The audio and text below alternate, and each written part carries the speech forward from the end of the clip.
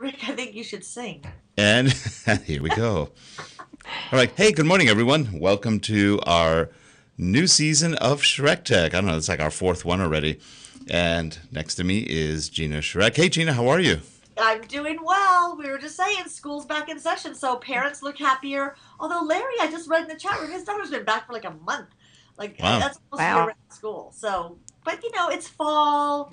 We're looking at, how do we get refocused? And I don't know about you, but after Labor Day, I tend to feel super unproductive. And I was sharing with you before the show, just this has been a crazy busy week, and I feel very unfocused right now. So I'm ready today to kind of get back in school, sharpen my pencil. Okay, now, Gina, keep your eye on my finger. Can you see it right there, just in front of you? Follow the finger. Stay focused. Yeah, I need to focus. And we do have to apologize. We did have some technical issues this morning, so we don't have our theme video. Well, you would have had the theme video. It's just that it would have played about 3,000 times, and we couldn't stop it. So we had some last-minute surgical work done here, and Wirecast wasn't working this morning. So not sure why. I think a show got corrupted. That's all I could think of. Anyway, you want to introduce our hostess but- with the mostest? I'm excited because Donna Gilliland is back with us, and she is the head of Most Training. And Donna is, always looking at social tools and technology tools from the learning side of kind of the filter, and how to incorporate those into the training and learning within organizations. And Rick, you're always looking at it from kind of the development, e-learning, and that side of things. And then I kind of look at it from marketing, how are businesses using these tools to build business. So I thought this would be a good school back in session time to, if we had to take a look at our syllabus this morning, Sounds we would good. be looking at the whole school year within our business and how to get refocused. So I thought this was a good opportunity for us to kind of look at tools, apps. I have a really exciting school app that all of us can use in business, and Donna is going to bring some tips for business as well. So welcome, Donna. Welcome back. Yeah, I feel like a show hog. I was on last time and this time, so I'm privileged. Thanks. Well, we have been off. We've kind of we took a 2-week break, and hoping that we'd come back refocused and fresh. But I think it actually hurt us. I think we're less. But I did attend an awesome conference last week. I went to the HubSpot Inbound Marketing Conference in Boston. And there were a couple interesting things. First of all, it was the first time I've ever attended a conference where I didn't know, I knew who some of the people were, but I didn't know people there. I went alone, and, it's in a conference where there's almost 3,000 people. There was 2,800 people there. It's easy. You can kind of sit in the back and be incognito, except for the fact that you're tweeting nonstop, and people know, we were chatting with one another via Twitter stream, but I intentionally stayed the parties. I didn't go to any of the group dinners or any of the parties. I each night kind of went and sat and processed the content that we were taking in, because it was a lot of stuff, but really great conference. And the room goes silent. I was like, No, actually, that is a conference that I would love to attend. So, You and I hope you're going to be writing some kind of blog or whatever of it, because that is one of my goals. I'd love to attend HubSpot. It was HubSpot, right? right. Isn't that what you said? Yeah. I'd love to attend one. Did you enjoy it? Did you find benefit and Great. bring some nuggets back with you? It was great. And the keynote speakers were fantastic. The breakout sessions were great. It really was targeting the marketing, larger marketing firms, or the marketing department within companies, and those consultants who do inbound marketing strategies for customers. So it was great, but I looked at it kind of in a holistic view, because I was looking at it for my own business and then also for our clients. But that really helped me, even looking at today's show, saying, social media, we tend to always focus on that as if it's the standalone piece that everybody needs to be looking at. And we've talked about, it's a part of a bigger picture, but when we're looking at our business, social media is a tool that we have to use, because it is the tool of the day, and who knows where it's going. I mean, the trends, keep shifting. Gary Vaynerchuk was the closing keynote, which if you've never heard Gary V speak, You have to kind of wear your filter, your F-bomb filter earplugs. That's what I've heard, yeah. I mean, literally every 10 seconds. And it was one of those things you go, okay, I think it's Why? just he cannot speak. Does he have Tourette's? He cannot speak without dropping these. I know. I've watched some of his videos because I think he's a very knowledgeable man. I think that there's a lot to be learned from him. But that's, sometimes I have to shut those videos off that I'm watching because but yeah, you're right. You have to put your F-bomb filter on. And Yeah. I'm not quite sure why. But, he actually really got me thinking about some interesting things when you talk about social media and how his whole theme was marketers ruin everything. And he said, do you remember the days when we used to get excited about getting email? Like you'd log on and you'd hear the screech of the modem and you'd be excited if you heard you got mail. And then marketers got a hold of email and spam and everything else took over, and now we dread email. Social media came on, and it's allowed us to connect with amazing people that we've never met or people that we haven't seen in 20, 30 years. And then marketers are now involved, and we're having, spam issues and everything else.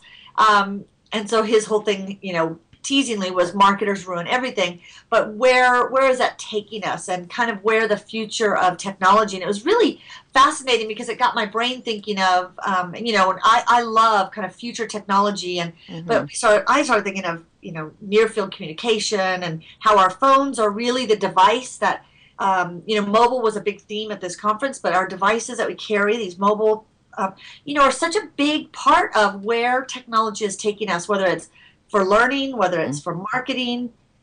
It really got me brainstorming some good ideas on, how we need to incorporate more in the areas of mobile, and thinking of what does that really mean? I mean, for example, and one that he gave that I thought was really funny, because I've actually thought about it.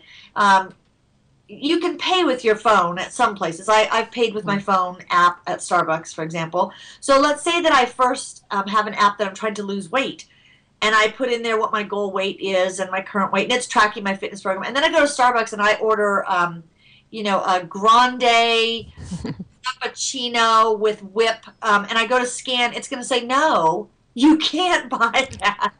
And it was just a funny thought, because I thought, that's smart technology. It's when we can start incorporating. Is that when you say, oh, yes, I can? Yeah. And you turn your phone off and you pay with cash. But, yeah, that conference was great because it made me spend time reflecting on my business, and not just the craziness of conferences, which typically at a conference you're so packed with activities that you don't take time to reflect and think of how this applies. So that was really great. But Donna, you and I are always talking about technology and social media and how it applies. When you work with companies, how do you get them to step back and even look at, how does it fit into the bigger picture? Well, in my area, I have, I don't know if it's geographic sometimes or cultures, but I have trouble getting people to see, until they take some training, the value of adding social media as a marketing component. I think sometimes they think that social media is, it's Facebook, it'll be that's the way for me to go. That's a replacement to what I've been doing. Trying to train and educate companies to the fact that social media is just another set of tools to add to your marketing bag that you've got already. And people who come on board with it that I train to, they come on board after they've received training to see what the benefits are and how it could benefit their company. It's not until they get that education that the light comes on for some of them, because as we've said before, you don't know what you don't know. And when people come to these training events that I do, they're coming because they've been told that social media could help them, but they're not quite certain how to define social media, what tools within that realm would help them. So it's not until that education that the light goes on for many of them. And there's also a little bit of that. Oh, go ahead, Rick. No, I was just going to say, there's also a little bit of a stigma on social media that a lot of it is a waste of time. That's true. And so you've got to, people see the bad part of it, they don't see the good part of it. That's right. Yeah, I hear that a lot, Rick. But don't you think any aspect of our business can be a waste of time if we don't have focus in it? Sure. I mean, Yeah, I do. Follow the finger, Tina. Without focus, you can waste time on any aspect. I can sit there and log Anything. into my bank account and, start trying to figure out how to, why there's no money in there or no. You could log into any part of your business and sit there and get, distracted and drawn into why am I spending this or what is this charge here, and go down this path of loss of focus instead of having a purpose for being there and looking at how So I think it's a stigma that we have, but I also think companies think it's either or. We use social media or we do traditional marketing. Right. And looking at it differently to say it is a tool. And then each platform that comes on, because that's another thing that we're always struggling with. Okay, there's a new shiny object platform. Is it either or? Do we drop Facebook to go to Google Plus? Do we shift? So people keep thinking it's either or.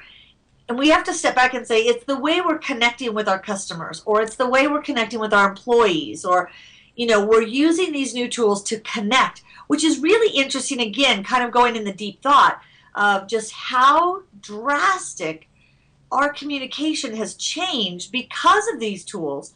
It's not this trend, and we know that now, or a fad. It really is, it is the way we now communicate. I mean, the fact that you will put on Twitter, I'm heading to a conference even, We never used to call people, call everybody we knew to say, hey, just wanted to let you know I'm going to a conference. We just went.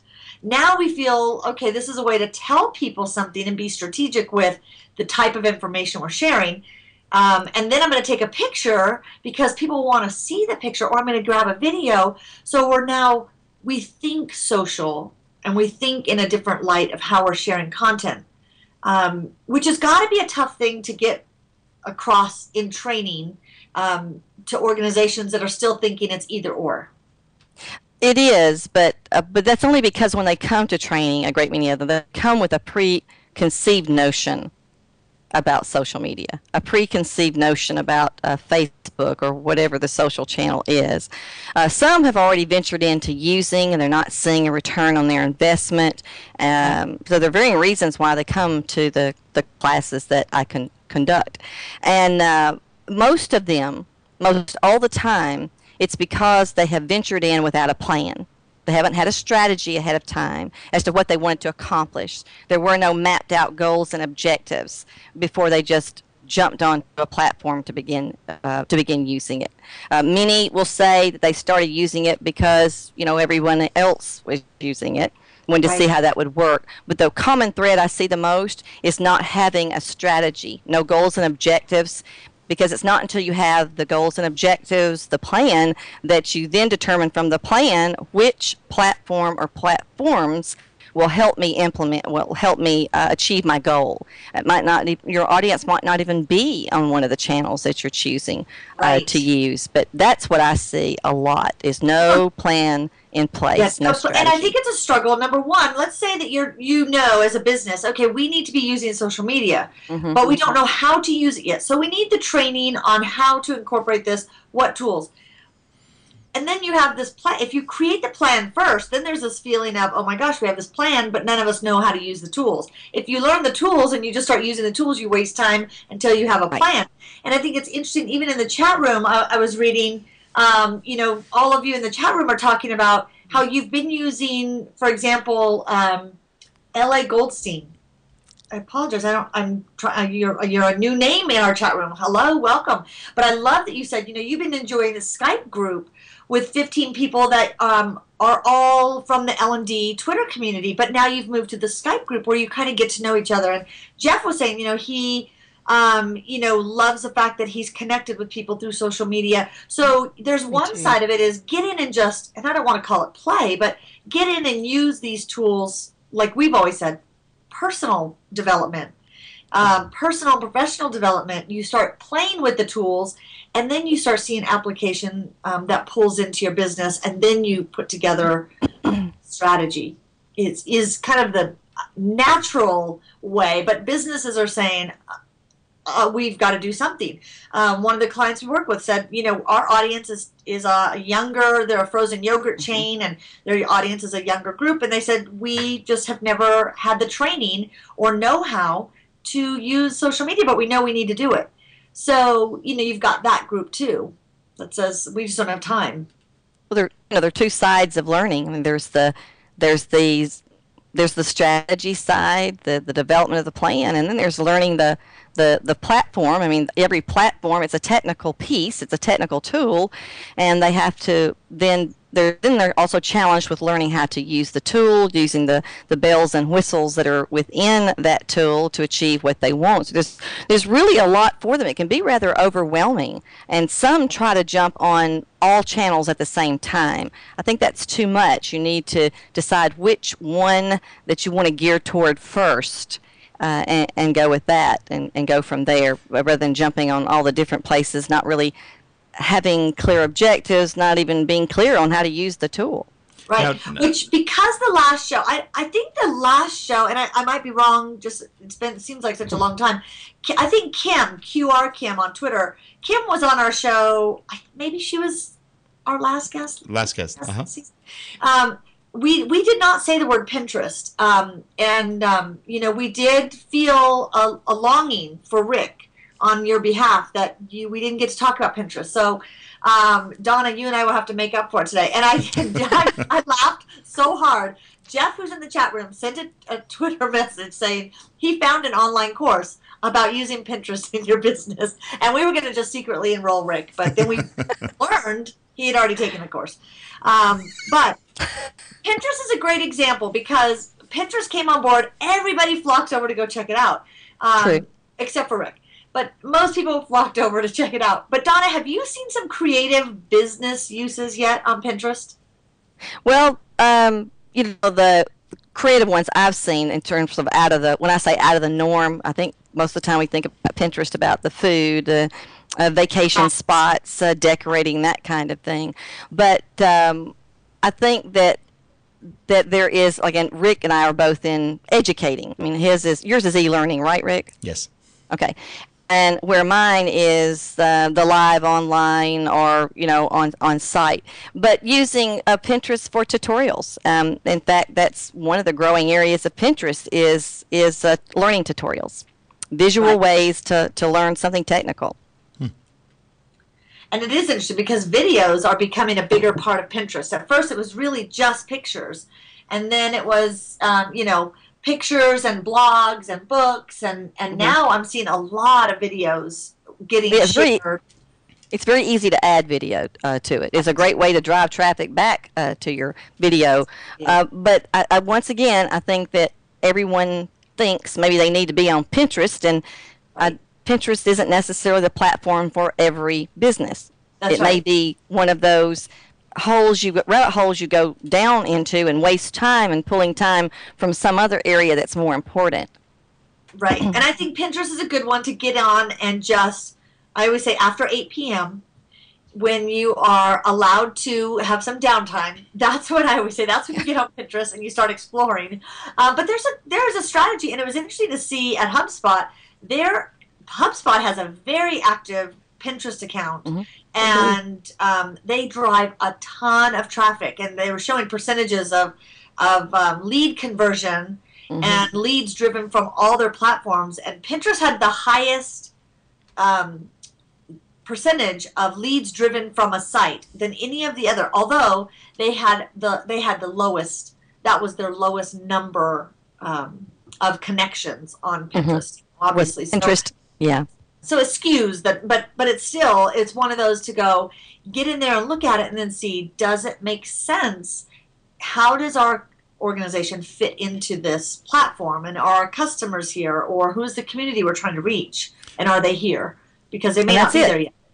Now, Donna, seeing if it fits or not. Yeah, go ahead, Rick. Now, Donna, at one point you were talking about, or you were going to talk a little bit about Office 2013, how that's about to come out, and that, I believe, has some social components now, correct?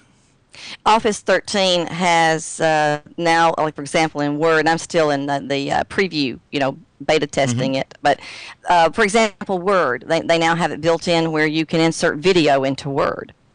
And then as far as your documents go, they have it where now you can push your documents to SkyDrive. So they are very much building in those cloud capabilities into Office 2013. So that if you're not using the Office 365 like we talked last time, for those who are joining today who aren't familiar, that's the subscription service, the cloud-based version of Office. But so if your company weren't using that, well, then you could still have a SkyDrive account, which you could relate to, say, a Google Drive, a Dropbox, that type of thing, like it's the Microsoft product. But yeah, that's built in where you can go ahead and just push it on to SkyDrive. Okay. That's exciting. There's some really exciting things coming down the pipe with all these new, all of our programs that we're so familiar with, adding in some social features or cloud-based features that are, I think, going to be a big hit. One of the tools, and I know, we've already been chatting it up here, and it's 9:30, but one of the tools that we talk about a lot because we all love it is Evernote. And how much, it's so versatile, and you can use it in so many ways for school, for students, for learning, for business. But there is a really cool part of Evernote that just came out with their new release. There was a new update. I think it's been 2 weeks now. The update actually added something called Page Camera. And what's really cool about this, again, whether it's for school, for taking notes, I just feel like I'm always reading so much content that sometimes you want to be able to, maybe you read a great article in a magazine and you want to capture that.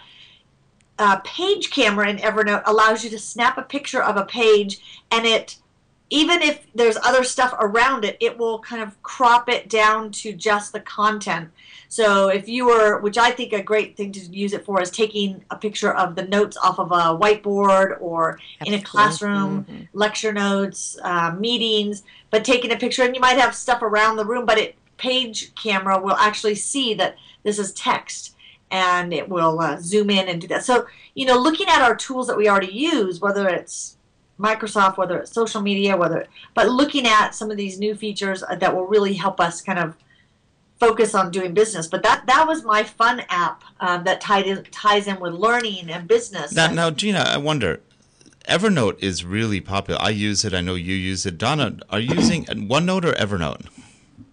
Evernote. OneNote is Microsoft's version. Right. And I use Evernote for everything. And I really wonder how much Evernote has really hit not only OneNote, but Lotus Notes and all those others, because it is so easy to use and it's so available. Well, and they keep buying up all these other companies. They bought Sketch, which I love and use that all the time. They bought, they've bought so many companies that Moleskine, now they're doing, a program with Moleskine, there are still people who love writing on paper. So this is kind of an interesting thing that Evernote bought, or they've partnered, I guess, with Moleskine. And you can buy these Moleskine books to take notes, but then the paper is kind of special, like those LiveScribe pens had that grid paper. Well, this Moleskine has special paper so that you take notes, and then when you take a picture of that, it loads it into your Evernote files, but it, based on the grid, lays things out nicer and kind of knows where to put things. But yeah, Evernote's really, I think, just a brilliant company when it comes to innovation, because they continue to evolve. Is there like a piece of Evernote that you use more than others? Are you asking me? Yeah, both of you. Yeah. Well, both. Well, I use all aspects, except I haven't used Sketch much. I haven't had a need for that. But I use almost all the primary tools within Evernote.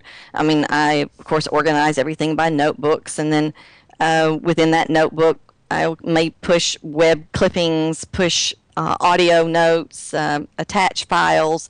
And then, of course, the great thing about Evernote, for anyone who's listening in and maybe you haven't used Evernote yet, is that it is then accessible from all your devices. I do encourage people to set it up at the desktop level first, because that's where you have your most flexibility for setup. And then from there, install it to your iPhone, Android, iPad, and then whatever you push there is accessible from anywhere. I wouldn't want to be without it. I know, I wouldn't either. Now, Dave, we have to ask Dave in a couple weeks. I saw Dave said he actually pre-ordered his Evernote Moleskine book. So I'd be curious to know, like, is it worth the price of, because they're Yeah. pretty pricey for the notebooks. I'd like to know that too. I mean, I saw that. I didn't consider purchasing it, but I would be interested to know what Dave had to say later about that. Inquiring minds want to know, Dave. Yeah, Let us that's know. right. Tell us, Dave. And yeah, we do all need classes in Evernote, I think. But you know what? Go to YouTube. There's a whole, and Evernote has them too on their website. You can watch all kinds of tutorials on. You can, yeah. And I also teach the Evernote classes. I teach the a beginner's class and intermediate as well. But once you went through a beginning class of an hour, I really feel like people can figure out the rest on their own. That 1 hour gives you a jump start. There's just so many. If you go into the App Store, whether it's Android or Apple, go into the App Store and just type in Evernote. Look how many different apps come up. It's amazing. Rick, do you use, is there one part of Evernote that's your favorite part? Mostly we use it for client tracking. In other words, we're doing meetings, online meetings, and we're just writing notes on that. So that's the main part of what we use it for. I do a lot of screenshots. I'd say, I want to remember this. Do a screenshot, put it in there. Audio settings. I'll take pictures of our audio equipment so that if anything gets messed up and go back, look at the picture and go, got it. Let me put it right back to where it was. That's smart. That's the kind of stuff that we use it for. My favorite tip, and I don't remember who told me it, but I take a picture of a business card of, I used to keep all these business cards of contractors and for home improvement projects, and I just created an Evernote file called Home Improvement Business Cards, and then I just take a picture of the business card, and they're all in there, so I don't have to keep the cards anywhere. Plus, the text that's on there is searchable, but you probably already know that. So everything on that card, text-wise, becomes searchable. Searchable. So I think that's great. And I know, Rick, you said we need to be tight on our time today, so I'm trying to be. Yeah, we got about 4 more minutes. I'm rushing us through. And that's only because they're slurring our street, and if I don't get out, I don't get out. Rick will be locked in his home. He can't go to work. Yeah. There's one other thing that I just discovered, and I can't believe I didn't know about this site. For us who love apps, and we're always looking for, I'm always downloading different apps, but some of them I go to, I'm like, oh, is it worth $3.99 for that app? I wonder if it's going to come up on sale. If you go to appshopper.com, you can put in the apps that you're looking at, and it will send you an email if that app is coming up. Like a lot of times apps will have a half off or a free trial, or an appshopper.com will notify you if those apps come up on sale. I like that. Isn't it funny how we've changed from buying $50 to $100 software, and $50 to $100, about $100 was the high watermark, and now we're talking 99 cents, and people going, do I really want to spend $3? It's just amazing. Yeah, it's like I'm not paying $3 for something. But when I started saving all my iTunes receipts in one folder to look at how much I spend a ton, because it's only 99 cents or $1.99 for a crayon app or something. But I'll tell you, there is another reason to save all of your iTunes receipts: fraud. Yeah. Fraud. Believe me, that happened to me to the tune of about $240. Oh, and, wow. Thanks to all the receipts and people, I had no idea. They were all out of China.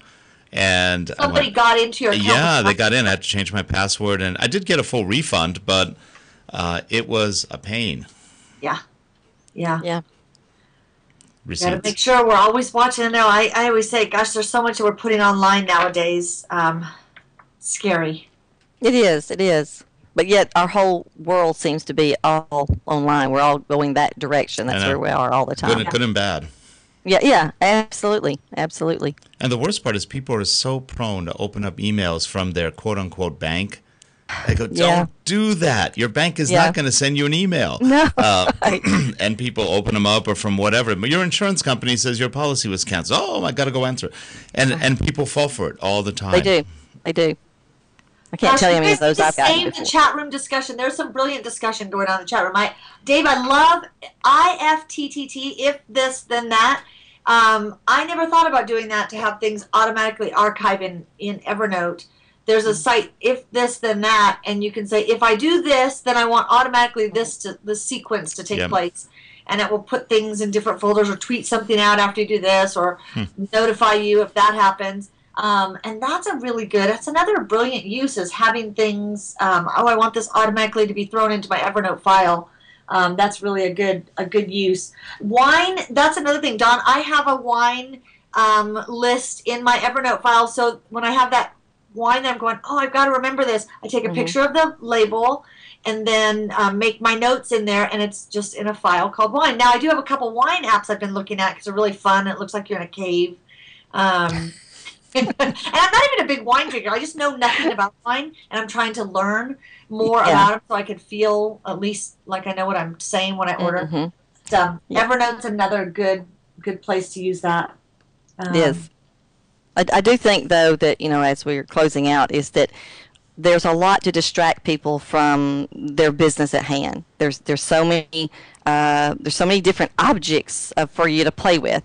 I do encourage people in training for you to decide what tool it is you want to use, learn it, and use it. There are lots of equivalent type tools. Like we're talking about Evernote right now.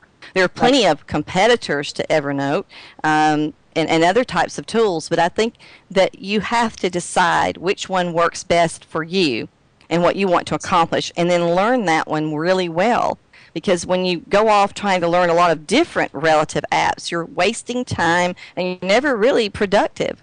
Or wasting money when you pay for them. Or you're wasting money, right. So if Evernote's doing the job for you, then use it. But that's the best advice ever. 3 lousy little words. Know your tools. Know your tools. I tell people in the office that all the time. Know your tools. You got to learn it. Spend some time. Get into your tools well. And then you will be productive. You will be, yep. You will be, because that's what I do. And then the tool doesn't run you, you run the tool. You run the tool, exactly. And so you have to decide what that toolbox of tools is going to be for you, and then learn them really well and use them and apply them, and you'll be good to go. Yeah. That sounds good. And with that, I guess we're going to have to go. Okay, all right. Gosh, well, I enjoyed seeing both of you. Actually, I don't think I really got to see you. My screen's still not showing you Oh, all. it isn't. Interesting. Okay. But that's okay. I got to be with you. You see Rick's 8x10 glossy is what we see. The world. Yeah, Rick, I do see your photo. Yeah. I do see your photo. Oh, that's because you weren't on Justin.tv. That's where you would see the show live. Well, okay. It's not important. I could still hear you. But anyway, guys, you guys have a good one. Oh, by the way, before we take off, Donna, are you going to be anywhere soon and presenting, talking, shows? Not this year. It's a possibility I could be in California next year, but I got to keep mum the word on that one now. Okay, well, if you come, southern or northern? It's going to be Anaheim. Anaheim. Well, let me know when you're here. Possibly Anaheim. That's only about 90 miles from us. How long? That's about 90 from us. Oh, okay. All right. So no, that hasn't been confirmed yet, but that's it for right now. Sounds good. And I appreciate being invited again. It's I always know. a pleasure. You can find Donna online at Donna Gilliland, and but her website is mosttraining.com.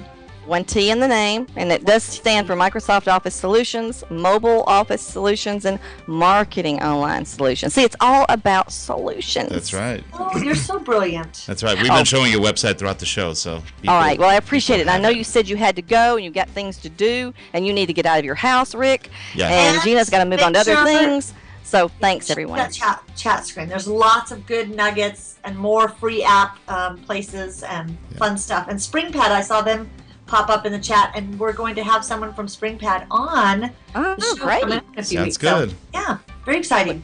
All right, everyone. Well, have a great one, and we will see you all next week on SchreckTeck. Actually, are we on next week, or is it dark? Well, we'll announce, because I think we may be off next week. You're traveling, I think. I'll be on. Yep. Oh, you will be on. We're here. We're here. What are you talking about? Okay, one of these weeks is dark. Anyway, have a good one, everybody. Take care. Thanks. Bye, Donna. Bye. Bye, Gina.